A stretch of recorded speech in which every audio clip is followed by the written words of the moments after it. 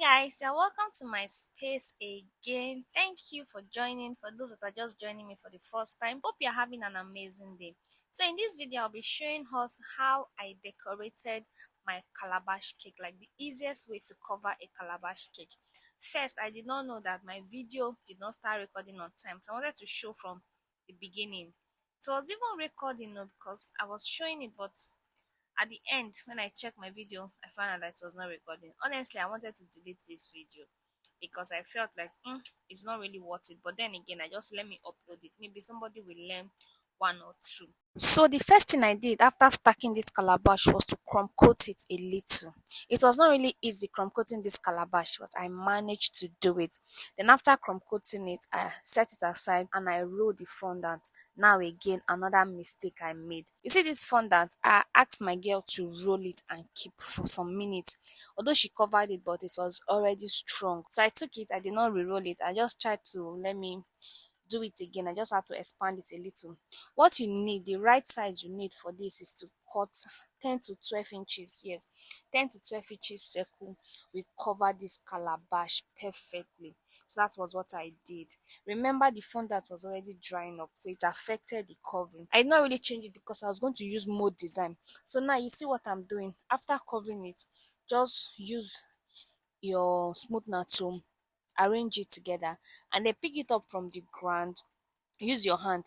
If not that this fondant is dry a little, as I'm dragging it, the fondant will just be stretching and it will cover this calabash seamlessly. It will cover it without any of these holes that you are seeing. I just want to upload this video. I am sure I'm going to do another video again whenever I have traditional wedding cake. I'll definitely do a more detailed and comprehensive video without any issue. Remember, I said I was going to do a mold design on it. That's why I did not really bother changing the covering. Now, this is how I make my calabash handle. So I put CMC inside this fondant. I make sure that there's enough CMC and then I roll it. I roll it to just watch the way I'm doing it. Just roll it to make sure that there is no line on the body. After rolling it, you can even roll it on the table to ensure that there is no line. You can start by rolling it circle. You can see me closing all the edges now because I don't want all those lines on the body of it. When you are doing this particular one, you need to be very careful. You need to be patient so that you can get the perfect work that you are looking for. So, like I said, just watch what I'm doing. I might not know the right words to use in explaining it, but this is how I do it, and it came out so nice. So after rolling it, I put it on the work table and I use my hand to work more on it to get that shape of a calabash head. This design. So when you are done, you look for something insert hole in it, just like I'm doing it now. I use something to insert hole because I want my calabash hand to have. You can do any type of design, or you can do any type of design you like. So this is it. For the joining together of the calabash head and the calabash itself, I use a skewer. I bent it into two and I inserted it.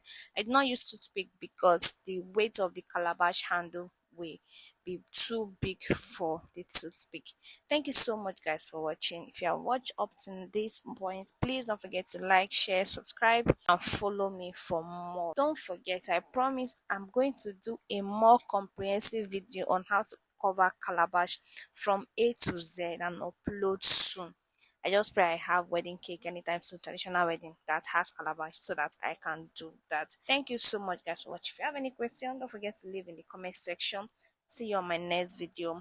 Bye bye. Have a nice day. See you guys.